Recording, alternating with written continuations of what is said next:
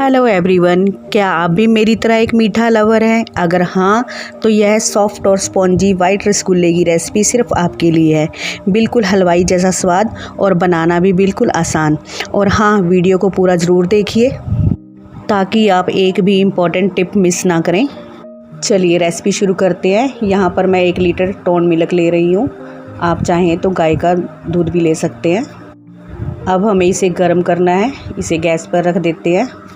अब यहाँ पर मैंने 1 कटोरी ली है और साथ में 1 नींबू लिया है। इसे कट कर लेते हैं। इसका रस निकालेंगे। आप चाहे तो आप सिरका भी यूज़ कर सकते हैं या फिर मार्केट में पनीर मसाला मिलता है, आप उसे भी यूज़ कर सकते हैं। यहाँ पर मैंने नींबू को निचोड़ कर रस निकाल लिया है। देखिए 1 से 1.5 चम्मच के करीब नींबू का रस है। अब इसमें पानी डाल देते हैं। पानी मिलाकर इसे दूध में डालेंगे क्योंकि डायरेक्ट नींबू का रस डालने से छेना कड़क हो सकता है और रसगुल्ले फिर स्पॉन्जी नहीं बनते। मैंने हाफ़ नींबू ही यूज़ किया है। चलिए अब दूध देख लेते हैं। दूध हमारा बॉयल हो चुका है। बस एक ही बॉयल दिलवाना है, हमें इसे ज़्यादा थिक नहीं करना है। चलिए अब इसे थोड़ा सा ठंडा होने देते हैं। दूध ना ज़्यादा गर्म होना चाहिए और ना ही बिल्कुल ठंडा, बस इतना गर्म हो कि जब हम उंगली डालें तो आसानी से डूब जाए, जले ना। अब नींबू के रस को धीरे धीरे दूध में डालना शुरू करेंगे। रस को एकदम धीरे धीरे डालेंगे और चम्मच से हल्की हाथ से हिलाते रहें। इस तरह दूध अच्छे से फटेगा और छेना अलग हो जाएगा। ध्यान रहे एकदम ज़्यादा रस एक साथ नहीं डालेंगे वरना छेना कड़क हो सकता है। देखिए छेना और पानी अलग हो चुका है। चलिए छेना तैयार हो चुका है। अब यहाँ पर मैंने एक छलनी ली है और इसके ऊपर मलमल का कपड़ा बिछा लिया है। अब इस दूध को छानेंगे हम। इससे सारा पानी अलग हो जाएगा और हमें मिलेगा सॉफ्ट और फ्रेश छेना। छलनी के नीचे मैंने एक बड़ा बाउल रखा है ताकि पानी उसमें कलेक्ट हो जाए। अब छेने को ठंडे पानी से धोएंगे ताकि नींबू का रस निकल जाए और टेक्सचर भी सॉफ्ट रहे। अब इस छेने को कपड़े में अच्छी तरह लपेटकर हाथों से हल्का हल्का दबाकर जितना हो सके इसका पानी निकाल लेंगे। ज़्यादा ज़ोर से नहीं दबाना है, बस इतना कि छेना गीला ना लगे लेकिन बिल्कुल सूखा भी ना हो। अब इसे 4-5 घंटे के लिए लटका कर रख देंगे ताकि बाकी का पानी भी अपने आप निकल जाए। और 4-5 घंटे के बाद देखिए ये छेना बिल्कुल तैयार हो गया है और कपड़ा बिल्कुल साफ़ निकला है। यह एक इम्पॉर्टेंट टिप है, अगर कपड़ा साफ़ निकले तो समझो आपका छेना बिल्कुल परफेक्ट तैयार हुआ है। अब इस छेने को एक थाली में निकाल लेंगे और हाथों से अच्छे से मैश करेंगे।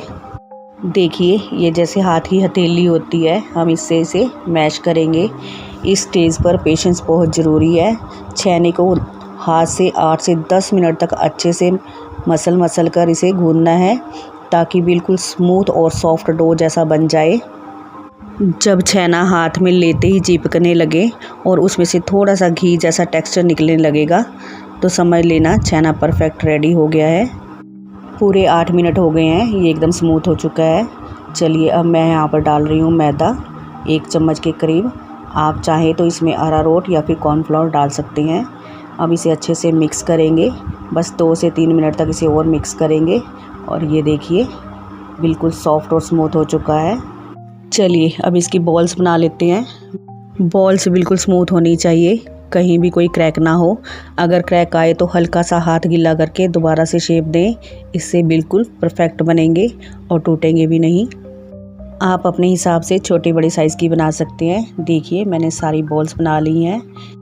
1 लीटर दूध से मीडियम साइज़ के 30 रसगुल्ले बनेंगे। चलिए अब चाशनी की तैयारी कर लेते हैं। यहाँ पर मैंने एक नॉन स्टिक कढ़ाई ली है, इसमें मैं डाल रही हूँ 2 कप चीनी और अब डाल देते हैं पानी। 2 कप चीनी में मैं 5 कप पानी डाल रही हूँ। रसगुल्लों के लिए हमेशा पतली और बिल्कुल क्लियर चाशनी बनानी पड़ती है। अब इसे उबलने देंगे जब तक चीनी पूरी तरह घुल जाए। रसगुल्लों के लिए हमें बस एक हल्का सा सिरप बनाना है, कोई तार वगैरह नहीं। अब इसे सिर्फ एक उबाल आने तक पकाएंगे, बस इतना ही। देखिए चीनी अच्छे से घुल गई है और चाशनी में एक उबाल आ चुका है। अब इसमें हम अपनी छेना बॉल्स डालेंगे। सबसे पहले एक बॉल डालकर चेक करेंगे ताकि ये देख सकें कि बॉल टूट तो नहीं रही। देखिए ये एकदम बिल्कुल सही है। यह एक इम्पॉर्टेंट स्टेप है, अगर पहली बॉल परफेक्ट बनी है तो बाकी सब भी वैसे ही बनेंगे। चलिए बाकी की सारी बॉल्स भी डाल देते हैं। बाकी की बॉल्स को भी एक एक करके डालेंगे। ध्यान रहे बॉल्स को धीरे से डालेंगे, ज़ोर से गिराने से टूट सकती हैं। गैस की फ्लेम को हाई रखेंगे। हाई फ्लेम पर रसगुल्ले अच्छे से फूलते हैं। अब इसे ढककर 10 मिनट के लिए हाई फ्लेम पर पकाएंगे। दूसरे गैस पर मैंने पानी गर्म होने के लिए रख दिया है, इसे हम बाद में यूज़ करेंगे। चलिए 10 मिनट हो गए हैं, चेक कर लेते हैं। देखिए हमारे रसगुल्ले कितने अच्छे से फूल रहे हैं। साइज़ में ऑलमोस्ट डबल हो चुके हैं, ना कोई टूटा है और ना ही कोई चिपका है, एकदम परफेक्ट। फ्लेम को हाई ही रखेंगे। अब यहाँ पर करछी से मैं पानी डाल रही हूँ, धीरे धीरे से डालेंगे ताकि इसका टेम्परेचर कम ना हो। पानी गर्म ही होना चाहिए, इसे टच नहीं करेंगे नहीं तो रसगुल्ले टूट जाएंगे।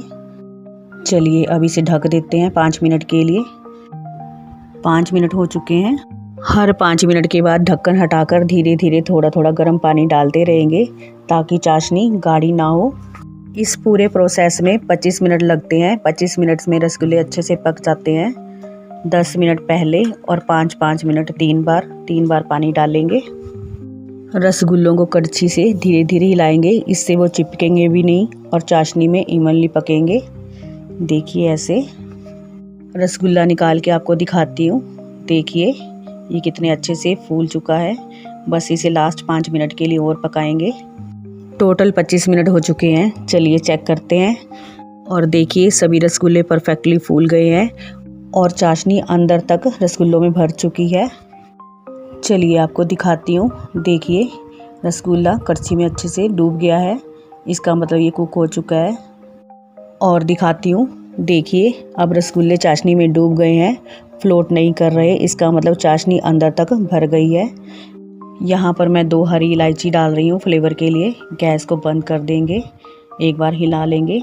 अब इसे ढककर 5 से 6 घंटे के लिए चाशनी में ही छोड़ देंगे।